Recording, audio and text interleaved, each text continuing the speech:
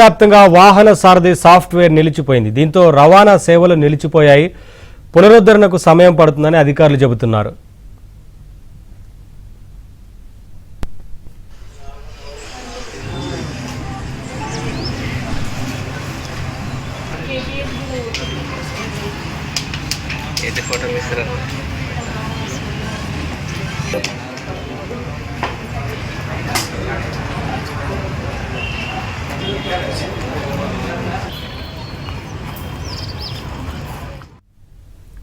తెలంగాణ వ్యాప్తంగా వాహన సారథి సాఫ్ట్వేర్ నిలిచిపోయింది. దీంతో రవాణా సేవలు నిలిచిపోయాయి. పునరుద్ధరణకు సమయం పడుతుందని అధికారులు చెబుతున్నారు.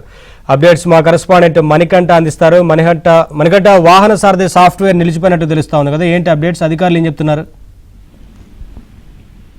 నవీన్, తెలంగాణ వ్యాప్తంగా రవాణా శాఖ ఆర్టీఓ కార్యాలయంలో సేవలు ఒక్కసారిగా స్తంభించిపోయాయని చెప్పుకోవచ్చు. సాంకేతిక లోపం కారణంగా రాష్ట్ర వ్యాప్తంగా వాహన సారథి సాఫ్ట్వేర్ లో సర్వర్లు పూర్తిగా నిలిచిపోయినట్లు తెలుస్తోంది. దీంతో ఆర్టీఐ కార్యాలయంలో డ్రైవింగ్ లైసెన్స్లు, కొత్త వాహనాల రిజిస్ట్రేషన్లు, పర్మిట్లు, అలాగే వీటితో పాటుగా బదిలీలు వంటి రవాణా శాఖకు సంబంధించిన కీలక ఆన్లైన్ సేవలన్నీ పూర్తిగా ఎక్కడికక్కడ నిలిచిపోయాయి.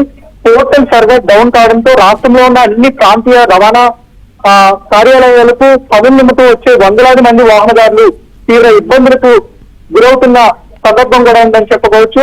అయితే ఈ సర్వర్లు ఎప్పుడు ఓపెన్ అవుతాయో తెలియక పనులు కాక కార్యాలయం వద్ద ప్రస్తుతం భారీగా క్యూ లైన్ లో ప్రజలైతే వేసి ఉంటూ వాళ్ళు తీవ్ర అసహనం వ్యక్తం చేస్తూ ఉన్నారు. అయితే దీనిపై ఇప్పటికే ఆర్టీఓ అధికారులు అయితే స్పందించారు. ఈ సాంకేతిక సమస్యపై స్పందించిన రవాణా శాఖ అధికారులు కూడా కొంత వివరణ ఇచ్చే ప్రయత్నం అయితే చేస్తున్నారు. ప్రస్తుతం సర్వర్లలో తలెత్తిన లోపం వల్లే ఈ అంతరాయం కలిగింది.